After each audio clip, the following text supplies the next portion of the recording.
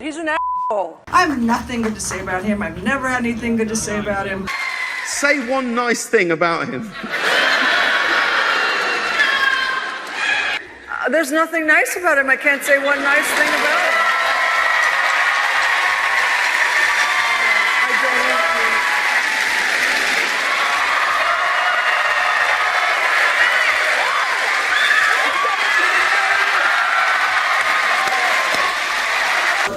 Donald Trump. This hurts me his name.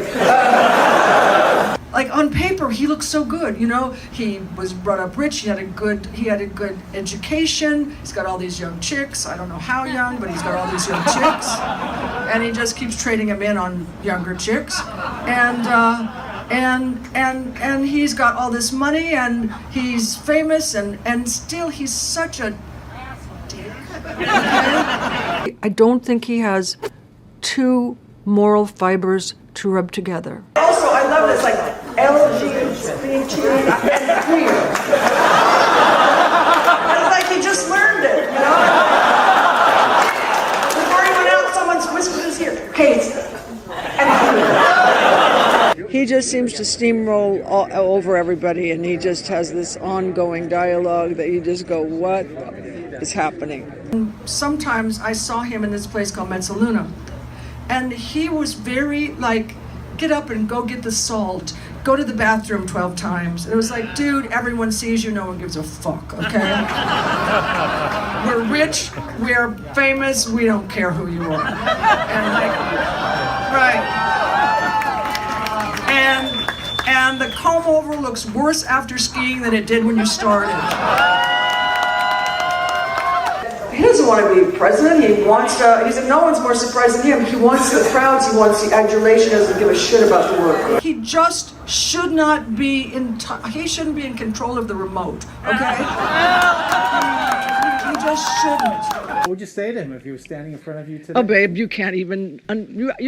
You'd have to turn off the cameras because I have a mouth on me. Except tweeting me.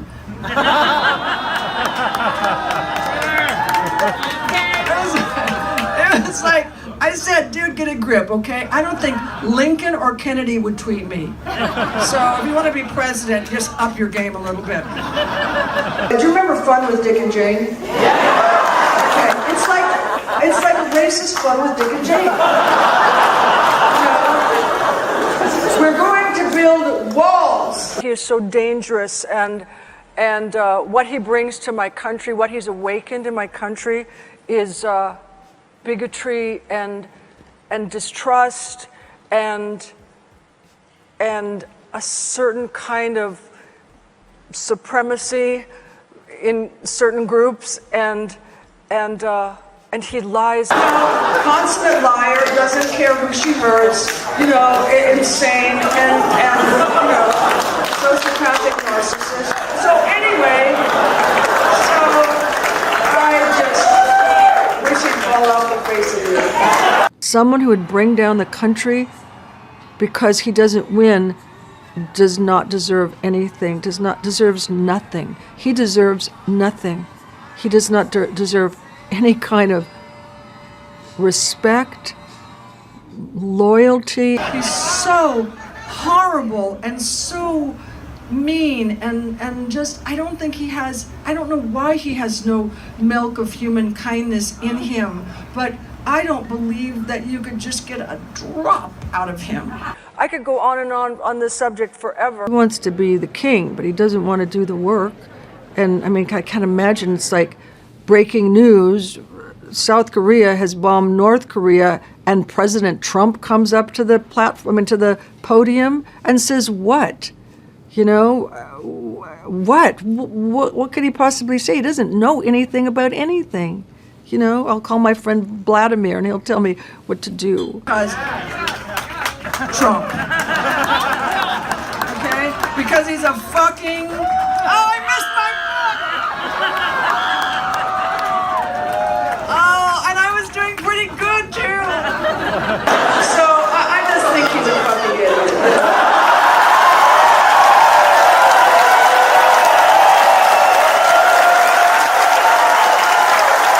He tells tells something, and then you go back and you see what he said, and it seems like the truth both times. He's so terrific at lying. I've never seen anybody so good. I mean, it's amazing. And this is another thing I really hate about him. He, yes, there's so many. Should I just stand and just name them all? I have to tell you something. If someone said that my daughter was a hot piece of ass, I would put my fist through his face. But I was thinking, you know, all despots, you know, Stalin, Hitler, but then I thought, you know, even though they said the same things, we're going to make Germany great again. And it was at a time when the Deutschmark, I think, was 25 cents. And also, like, look at Brexit. These people just screwed themselves so badly because they were angry and they didn't think that it could get worse. They didn't think that they thought their anger was going to, you know, that Nigel Farage and Boris Johnson were going to lead them to the promised land. And then they win and Nigel Farage and Boris Johnson go, we can't do anything, we lied.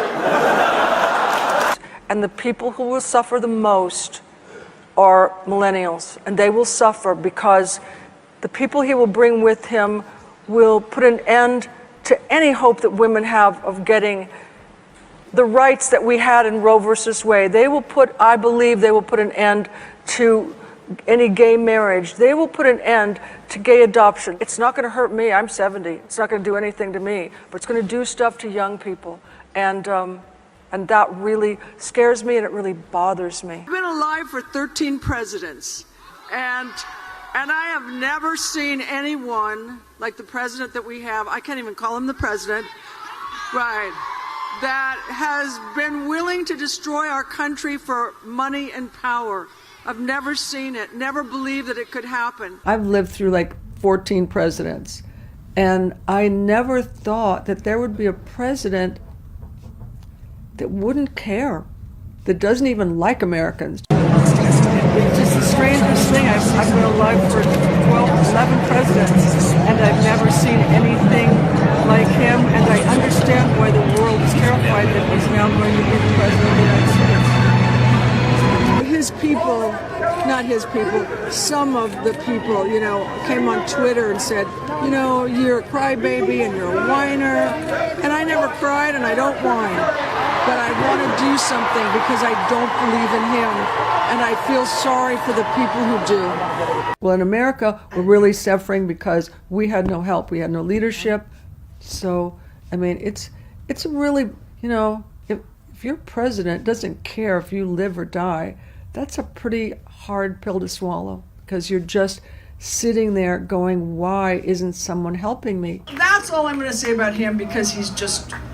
Cher has been alive through 14 presidents. 14. She has watched this country go through Vietnam, Watergate, the assassination of Kennedy, the civil rights movement, 9/11, 2 recessions, and every major political crisis of the last 6 decades. And she sat in that chair and said she has never seen anything like him. Not one of the other 13. Not one. That is not a political opinion from a celebrity. That is a historical observation from someone who has actually lived through the history. And what she said about him is worth sitting with for a moment. He doesn't even like Americans. Think about that. Not that he disagrees with Americans politically, not that he has a different vision for the country. He doesn't like the people he's supposed to be serving. And she's right. Look at the evidence. TSA agents working without pay while he plays golf at his own club. 13 soldiers are coming home in caskets while he accepts a Golden Eagle trophy. LA fire victims waiting for a disaster relief he refuses to sign. A third of Americans skipping meals to pay for healthcare while he puts his signature on dollar bills. These are not the actions of a man who likes the people he governs. These are the actions of a man who sees the presidency as a personal trophy. She also said something about that the most people glossed over. He wants the crowds. He wants the agitation. He doesn't actually want the government. He wants the energy in the room. He wants the chanting. He wants the rallies. He wants to walk out on stage and feel that way for him. And everything else, the policy, the consequences, the people whose lives are affected by his decisions, that's just the price of admission for the show he's running. She watched him at a restaurant, once getting up every 5 minutes, needing everyone to notice him. And this guy is running our country. And what she said about his lies is something every single person watching this should think about carefully. She said she's never seen anyone so good at lying. And we know that for sure. That is genuinely dangerous. Because most people, when they lie to you, you can feel it. There's hesitation, a tell,